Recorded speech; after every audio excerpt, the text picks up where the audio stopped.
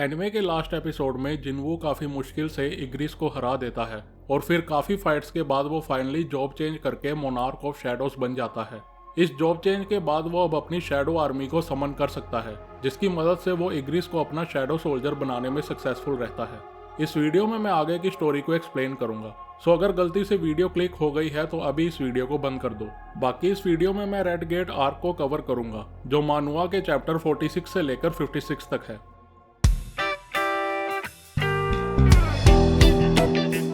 Dungeon से निकलने के बाद जिनवू घर जाकर सो जाता है। कुछ देर बाद उसे उसकी बहन का फोन आता है। वो उसे याद दिलाती है कि आज उसकी पेरेंट टीचर मीटिंग है और उसे स्कूल 5 बजे तक पहुंचना होगा। जिनवू जल्दी से नहाकर बाहर आता है और सोचता है कि वो जीना की टीचर से मिलने वाला है, सो उसे कुछ ढंग के कपड़े पहनने चाहिए। इसके बाद वो स्कूल पहुंचता है, जहां जीना उसे मजाक में कहती है कि वो कौन है और उसने उसके भाई के साथ क्या किया है। वो ऐसा इसलिए कहती है क्योंकि जिनवू पहले से काफी चेंज हो गया है और उसने पहले शायद ही अपने भाई को इतना अच्छे से ड्रेसअप होते हुए देखा होगा। वो दोनों टीचर के ऑफिस जाने लगते हैं, जहां रास्ते में काफी सारे स्टूडेंट्स जिनवू को देखकर सरप्राइज्ड हैं। अपने भाई को लड़कियों के बीच पॉपुलर होता देख जीना उसे कहती है कि अगर उसकी कोई गर्लफ्रेंड नहीं है तो क्या वो उसकी सेटिंग अपनी किसी फ्रेंड से करवाए, जिसे सुनकर जिनवू उसके गाल खींच देता है। उसके बाद जिनवू ऑफिस पहुंचता है। वहां बैठी टीचर उसे बताती है कि जिना काफी अच्छी लड़की है और उसके ग्रेड्स भी अच्छे हैं। वो एक परफेक्ट मॉडल स्टूडेंट है और उसे उसके फ्यूचर के रिगार्डिंग कोई चिंता नहीं है। वो कहती है कि जिना मेडिकल स्कूल जाना चाहती है और उसके ग्रेड्स को देखकर लगता है कि उसके स्कूल में जाने के चांसेस काफी हाई है, लेकिन फिर भी वो जिनवू को उसके ऊपर ज्यादा प्रेशर न डालने की बात करती है। इसके बाद वो जिनवू से पूछती है कि अगर उसकी बहन के अंदर पावर्स आ जाती हैं तो क्या वो उसे हंटर बनने देगा। जिनवू साफ मना कर देता है। वो कहती है कि उसने ये सवाल उससे इसलिए पूछा था क्योंकि उसके स्कूल में एक स्टूडेंट है जिसके अंदर अभी अभी पावर्स आई हैं और वो हंटर बनना चाहती है। इसके लिए उसने स्कूल आना बंद कर दिया है। ऊपर से उसका लेवल ई है, सबसे लो लेवल। वो बताती है कि वो जिना की फ्रेंड है और वो जिनवू से रिक्वेस्ट करती है कि वो इस लड़की को हंटर बनने से रोके, नहीं तो एटलीस्ट उसे ग्रेजुएशन कंप्लीट करने को बोले। इसके बाद वो जाकर उस लड़की से मिलता है। इस लड़की का नाम है सोंगी और ये वही लड़की है जो जिनवू की रेड में एज ए एक्स्ट्रा मेंबर रहती थी। जिनवू उसे अपनी और जिना की फोटो दिखाता है और उससे पूछता है कि क्या वो इस लड़की को जानती है। सोंगी कहती है कि हाँ, वो जिना को जानती है और उसे पता है कि उसकी टीचर ने जिनवू को उसे समझाने के लिए कहा है, लेकिन वो स्कूल जाने में इंटरेस्टेड नहीं है और वो हंटर बनकर रहेगी।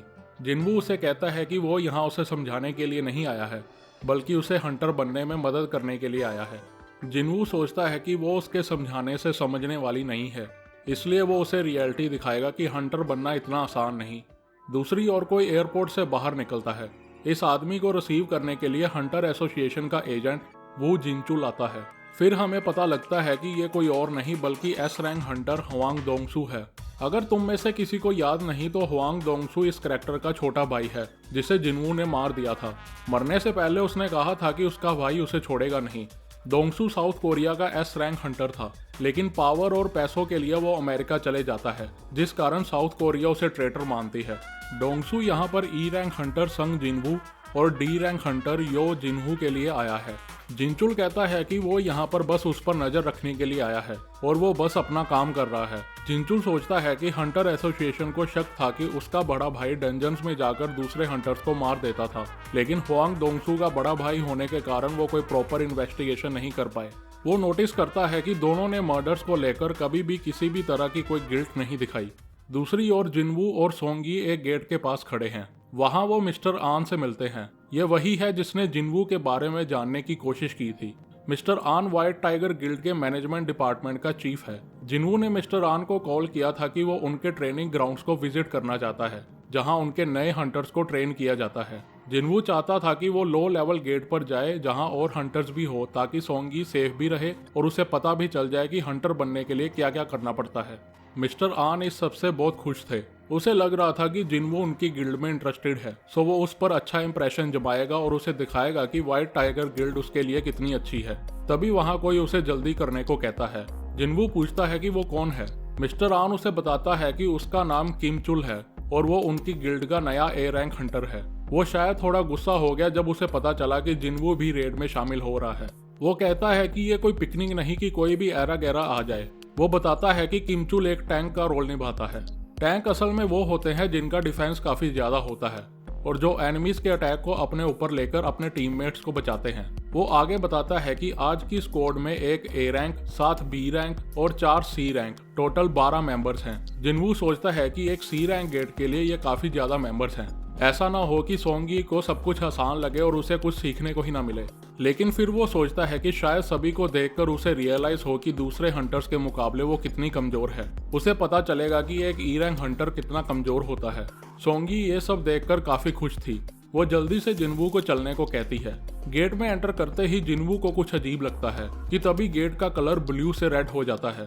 जिनवू को कुछ गलत फील होता है। उसे लगता है कि ये गेट काफी खतरनाक है और उन्हें वहां से जल्दी निकल जाना चाहिए। जिनवू गेट के अंदर पूरी तरह जाने से पहले मिस्टर आन को कहता है कि वो मेन स्क्वाड को अभी के अभी कांटेक्ट करे। मिस्टर आन सीधा व्हाइट गिल्ड के मास्टर को फोन लगाता है और उसे सारी बात बता देता है।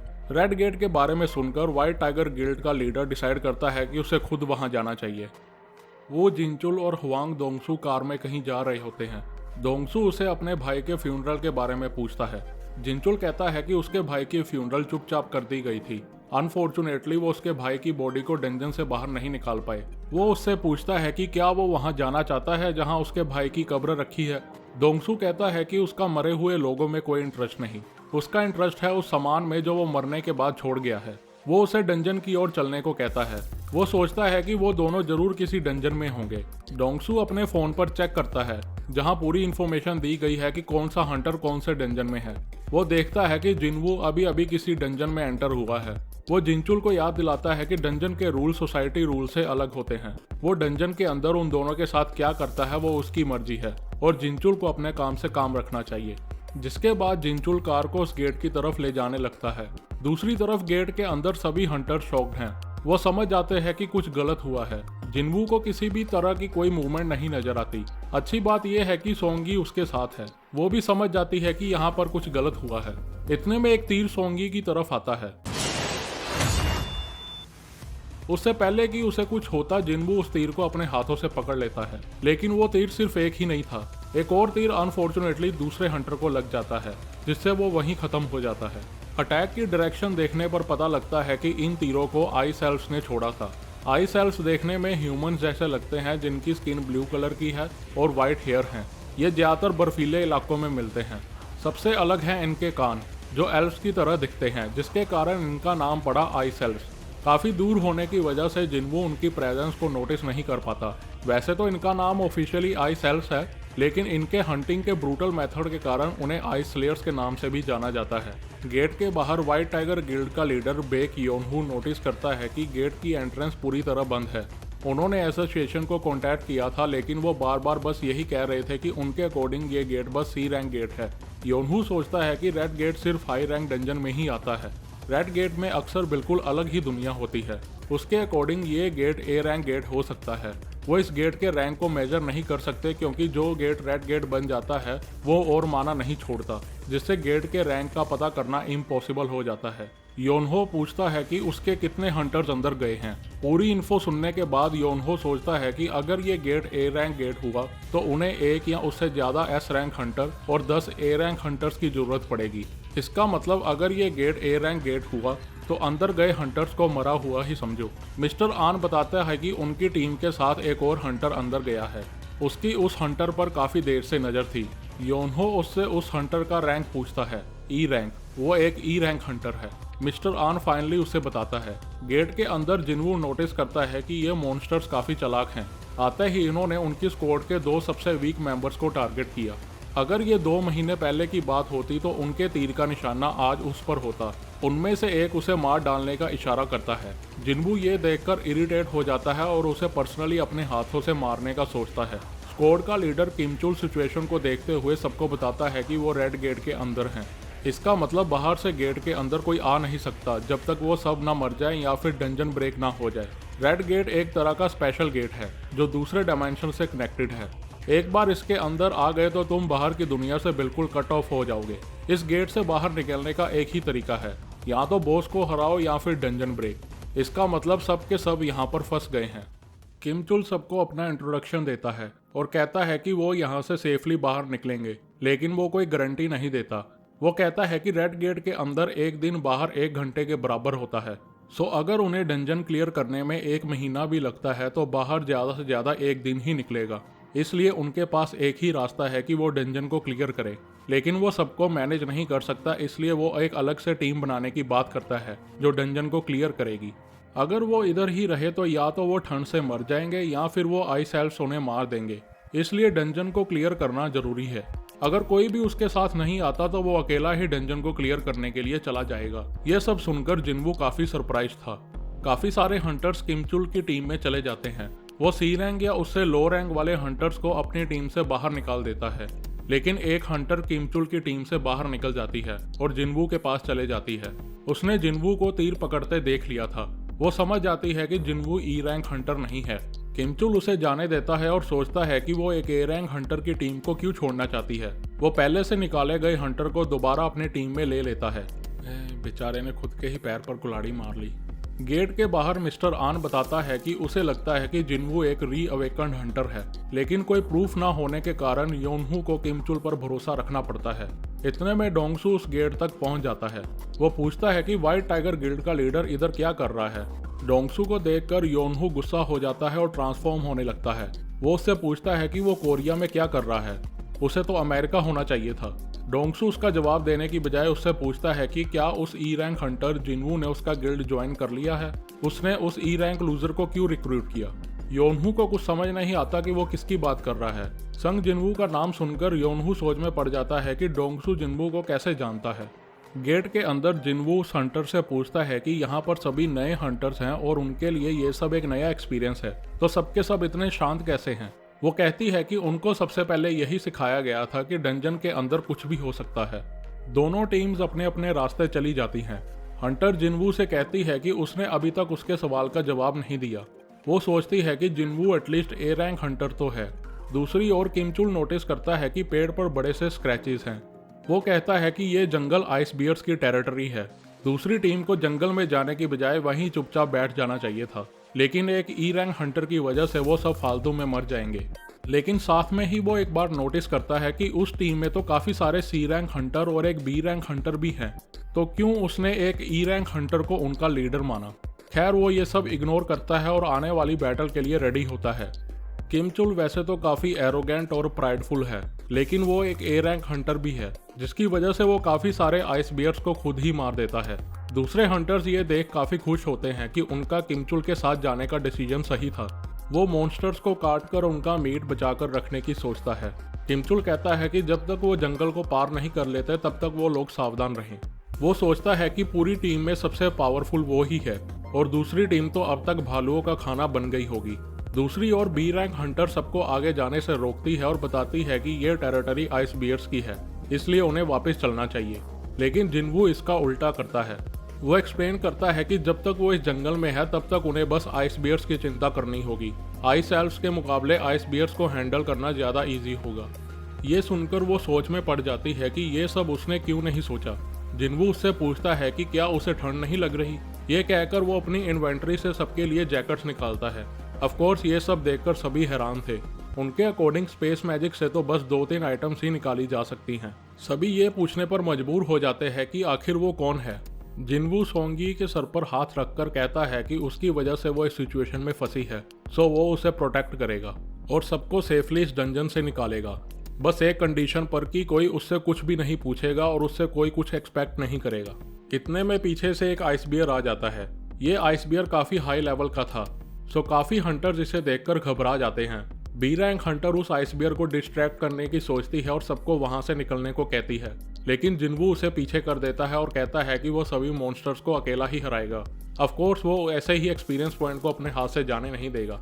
आइस बियर उस पर अटैक करता है, लेकिन जिन्वू जंप करके उसके ऊपर चला जाता है, जहां वो एक ही मुक्के से उस हाई लेवल आइस बियर को मार देता है। ये सब देखकर सभी शॉक्ड थे। बाहर योनहू उससे पूछता है कि वो यहाँ तक जिन्वू के लिए आया है, लेकिन क्यों। डोंगसू से कहता है कि वो बस मजे कर रहा है और कुछ नहीं। योनहू कहता है कि ये रेड गेट है। रेड गेट एक डिफरेंट डायमेंशन से लिंक होता है, जहाँ जंगल, रेगिस्तान या फिर बर्फीली पहाड़ियाँ भी हो सकती हैं। इस रेड गेट का वो कुछ भी नहीं कर सकते। इस बात के ज़्यादा चांसेस है कि वो ऑलरेडी मर चुके हैं। डोंगसू गेट के अंदर जाने की बात करता है, लेकिन वो डंजन ब्रेक होने तक का वेट नहीं कर सकता। गेट के अंदर जिनवू की टीम मस्त भालू का मीट खा रही है। सोंगी जिनवू से उसकी बहन के बारे में पूछती है कि वो घर पे कैसे रहती है, इतने अच्छे ग्रेड्स पाने के लिए वो क्या करती है।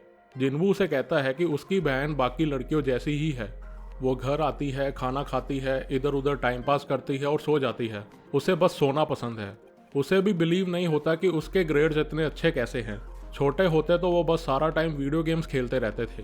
दूसरे हंटर्स से हमें पता चलता है कि जिनवू ने अकेले ही ज़्यादातर मॉन्स्टर्स को ख़त्म कर दिया था, जिसकी वजह से वो यहाँ सेफ हैं। जिनवू वहाँ से उठ जाता है और डेली टास्क करने के लिए निकल पड़ता है। उसे समझ नहीं आता कि क्यों अभी भी उसे ये रोज़ टास्क करने पड़ रहे हैं।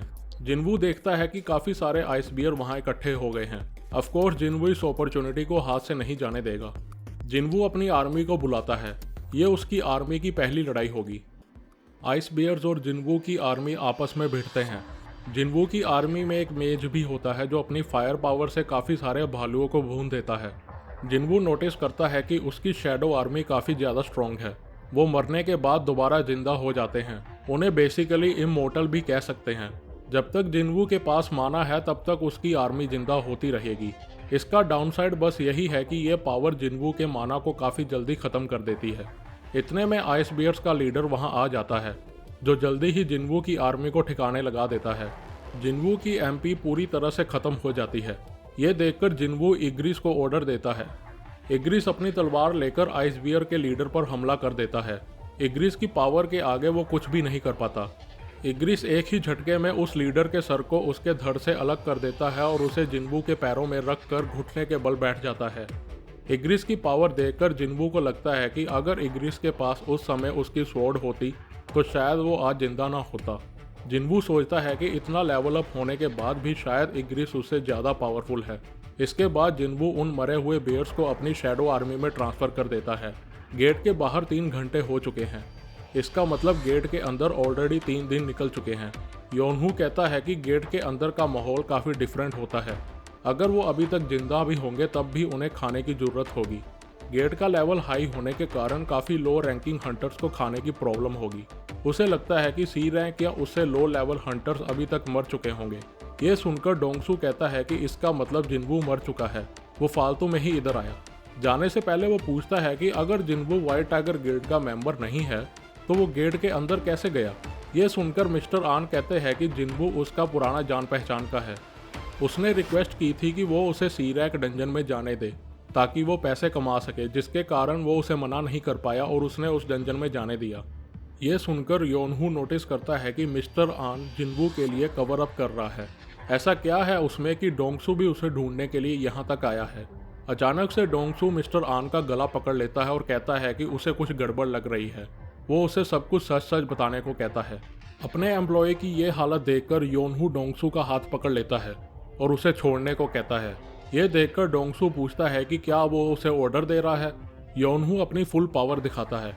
गेट के अंदर किमचुल की टीम येती के आगे बुरी तरह हार जाती है।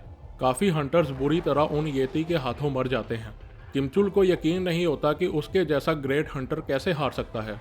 वो सोचता है कि वो जल्दी ही व्हाइट टाइगर गिल्ड को ज्वाइन करने वाला है, जिसकी वजह से उसे स्पेशल ट्रेनिंग भी दी गई थी। उसे लगता है कि उसकी हार की वजह खाने की कमी है। अगर उसके पास खाना होता तो वो नहीं हारता।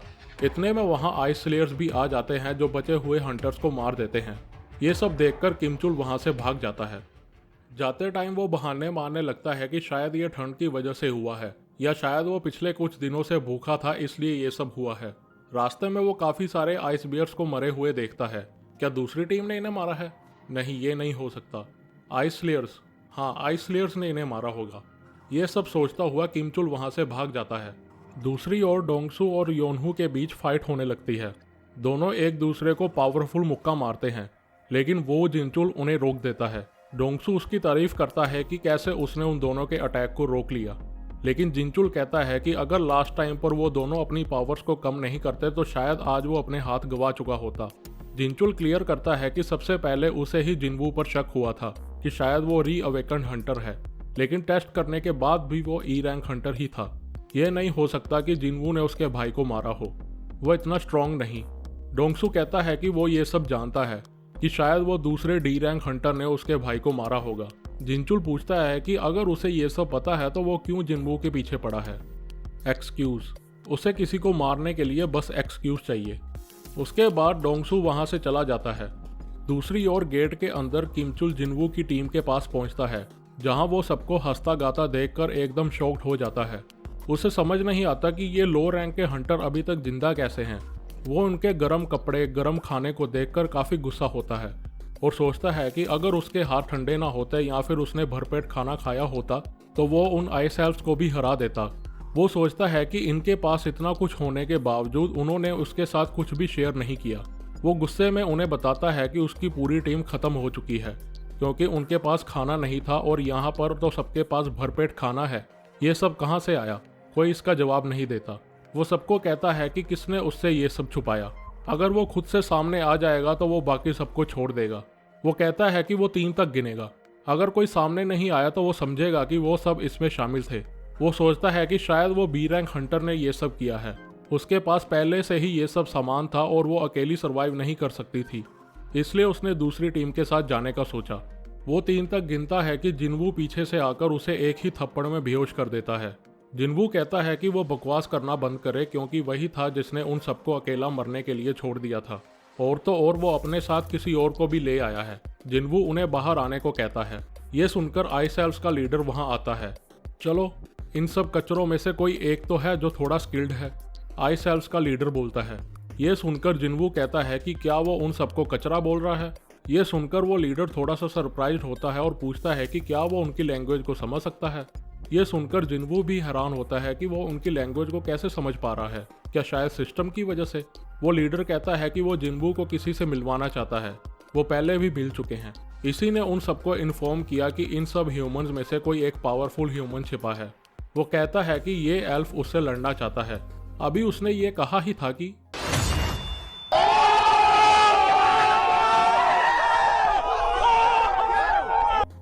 ये सब देखकर उस लीडर का एक ही रिएक्शन होता है। जिनवू समझ जाता है कि इस लीडर को हराना उसके लिए आसान नहीं होगा। आइस एल्फ्स का लीडर जिनवू से पूछता है कि वो ह्यूमंस के बीच क्या कर रहा है। जिनवू को कुछ समझ नहीं आता तो वो उसे बताता है कि उनके दिमाग में सारा टाइम बस यही आवाज आती रहती है कि सभी ह्यूमंस को मार डालो, लेकिन जब वो जिनवू के साथ होते हैं तब उन्हें ये आवाज नहीं सुनाई देती। जिनवू सोचता है कि शायद ये सिस्टम की वजह से हो रहा है और उसे ये सब आवाजें इसलिए नहीं सुनाई देती क्योंकि सिस्टम ने उसे प्लेयर में बदल दिया है। वो लीडर जिनवू को कहता है कि उनके बीच लड़ने का कोई कारण नहीं, बस वो उसके पीछे खड़े सभी ह्यूमंस को उसे दे दे। अगर वो ऐसा करेगा तो वो उसको जिंदा छोड़ देगा। जिनवू उससे पूछता है कि वो लोग कौन है, कहाँ से आए हैं और वो ह्यूमंस को क्यों मारना चाहते हैं। वो लीडर उसे जवाब देने ही लगता है कि तभी कुछ अजीब होता है। ऐसा लगता है जैसे वो लीडर रीसेट हो गया हो। वो फिर से वही पुरानी बात बोलने लगता है। ये देखकर जिनवू को कुछ शक होता है। वो लीडर फिर से उसे कहता है कि वो पीछे खड़े ह्यूमंस को उसे दे दे। जिनवू साफ मना कर देता है। वो लीडर उसे कहता है कि क्या वो सीरियसली उससे लड़ना चाहता है। उसकी आर्मी में जिनवू की टीम से ज्यादा सोल्जर्स हैं। ये सुनकर जिनवू अपनी शैडो आर्मी समन करता है, जिसे देखकर बाकी के हंटर्स घबरा जाते हैं। जिनवू की शैडो आर्मी देखकर वो लीडर हंसता है और कहता है कि क्या बकवास नौटंकी चल रही है। दोनों की आर्मी एक दूसरे के साथ लड़ने लगते हैं। बाकी के हंटर वहां से दूर चले जाते हैं ताकि वो बैटल के बीच में ना फंस जाएं। जिनवू सोचता है कि वो लीडर एक्चुअली में ठीक कह रहा है। वैसे तो जिनवू की आर्मी में ज्यादा सोल्जर्स थे, लेकिन माना कम होने के कारण उस आर्मी को जिंदा रखना काफी मुश्किल था। धीरे धीरे उसकी आर्मी के सोल्जर्स कम होते जाएंगे। वैसे तो उसने अपने सोल्जर्स को अच्छे से लेवल अप किया था और वो एल्फ्स को हरा भी रहे थे, लेकिन प्रॉब्लम्स थी उन आइस एल्फ्स का लीडर। वो जिनवू से भी हाई लेवल का था। जिनवू सोचता है कि इवन इग्रिस की मदद से वो उसे हरा नहीं पाएगा। उसे चाहिए एक पावरफुल सोल्जर। मेरा नाम बरूका है और तुम्हारा? संग जिनवू। ये कहकर जिनवू अपने पैरों से एक स्वॉर्ड को किमचुल की तरफ फेंकता है और सीधा बरूका पर टूट पड़ता है। वो स्ट्रेट बरूका पर अपनी डैगर से हमला करता है। बरूका उसके डैगर को अपने पैर से रोकने की कोशिश करता है, लेकिन जिनवू अपनी डैगर को वापस इन्वेंट्री में डालकर दोबारा निकाल लेता है और सीधा बरूका के फेस पर हमला करता है।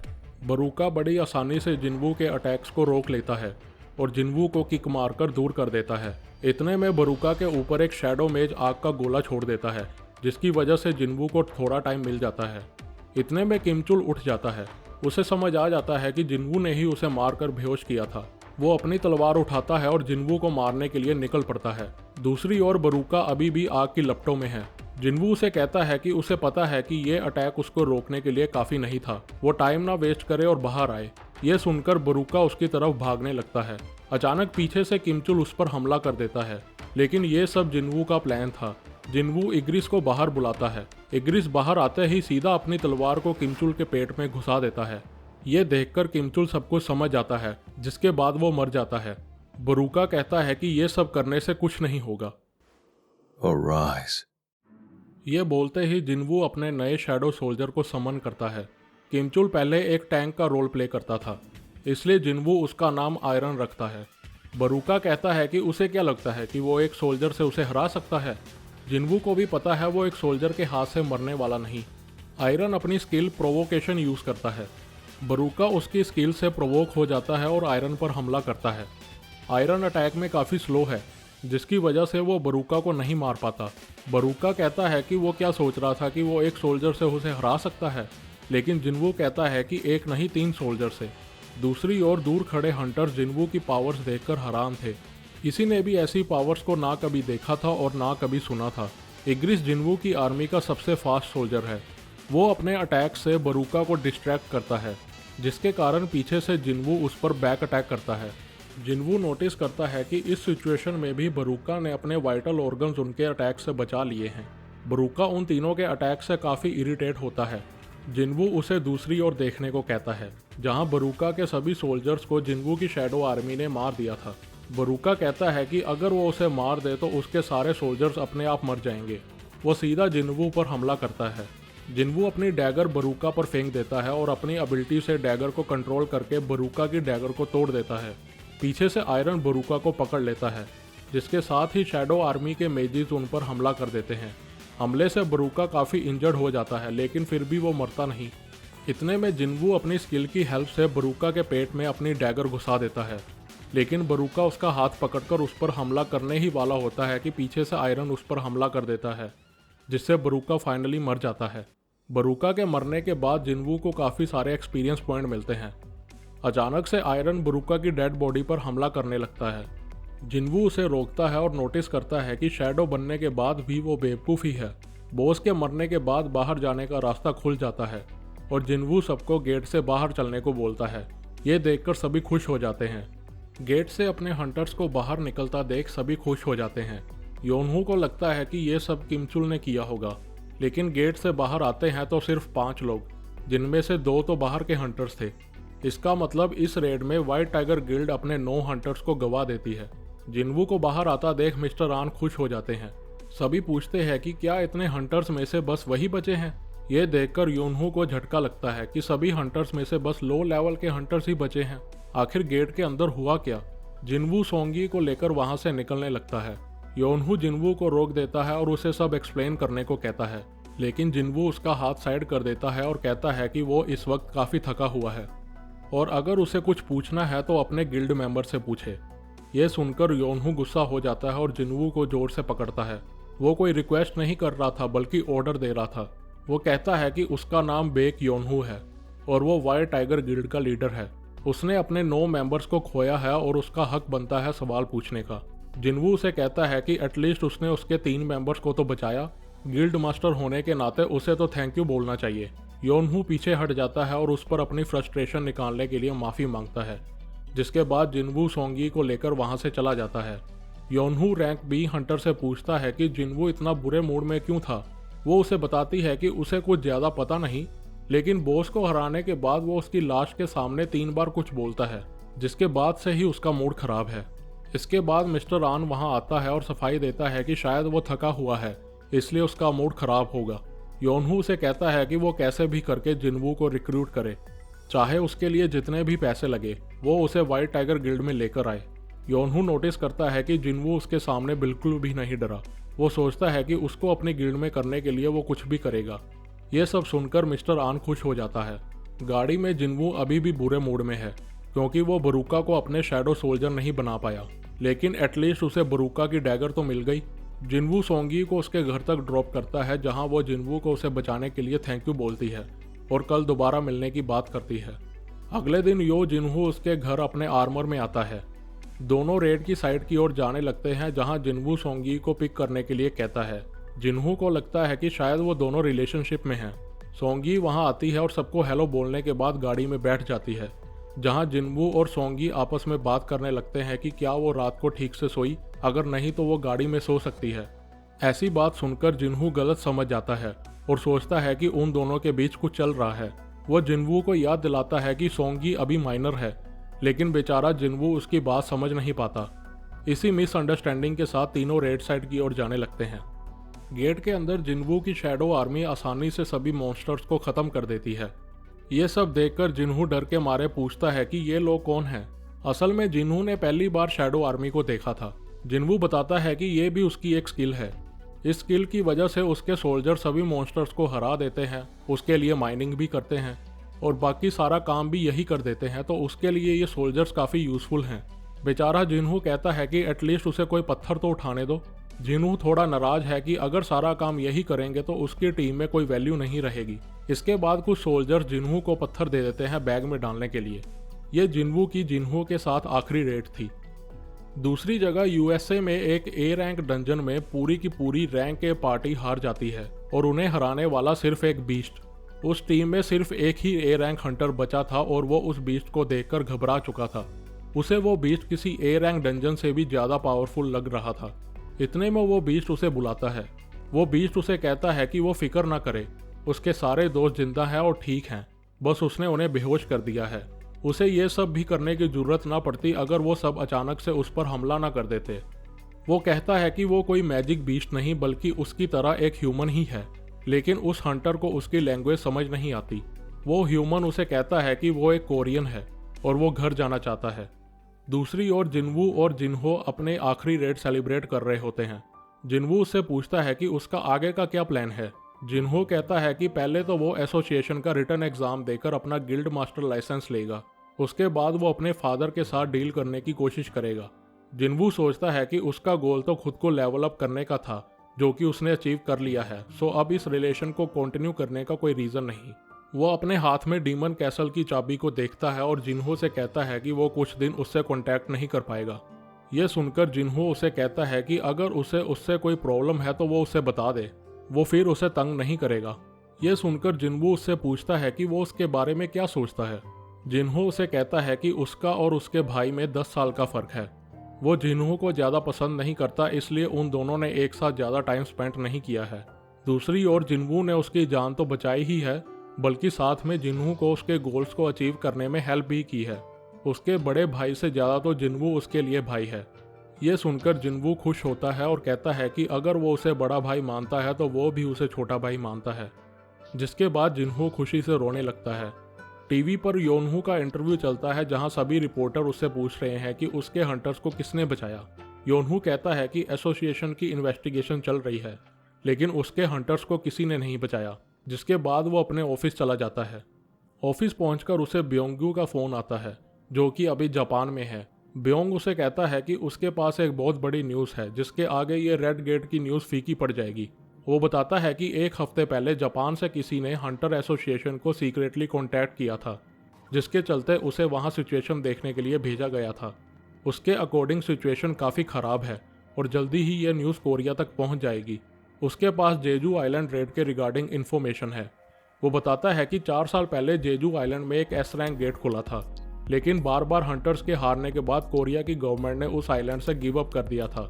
4 साल से अभी तक उस जगह पर एंट्स घूम रहे हैं। पिछली बार वो और योनहू बार बार बचे थे। वो कहता है कि अनफॉर्चुनेटली एंट्स में शायद म्यूटेशन हो गई है।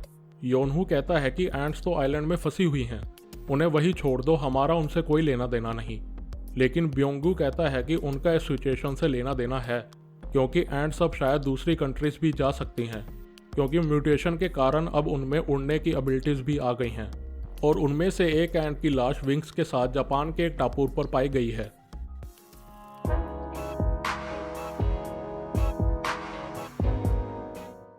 ये था सोलो लेवलिंग का red gate arc. Chimera arc आने में अभी टाइम है, उससे पहले डीमन कैसल आर्क आएगी। अभी तो हमें ये भी नहीं पता कि वो ह्यूमन कौन था और क्या डोंगसू जिन्वू से मिल पाएगा, और अगर मिले तो उन दोनों की फाइट कैसी होगी। ये सब मैं जल्दी ही बताऊंगा। बाकी कैसी लगी तुम लोगों को ये वीडियो? मैंने पूरी कोशिश की है कि ये वीडियो एंटरटेनिंग हो, लेकिन अगर तुम लोगों को कुछ पसंद नहीं आया है तो तुम कमेंट्स में मुझे बता सकते हो। बाकी कोई सजेशन या फिर किसी और लाइट नॉवल या मांगा की समरी चाहिए तो कमेंट में बताओ। मेरी दूसरी वीडियोस भी चेक करो और जितना हो सके शेयर करो और मेरे चैनल को सब्सक्राइब करो। Thank you.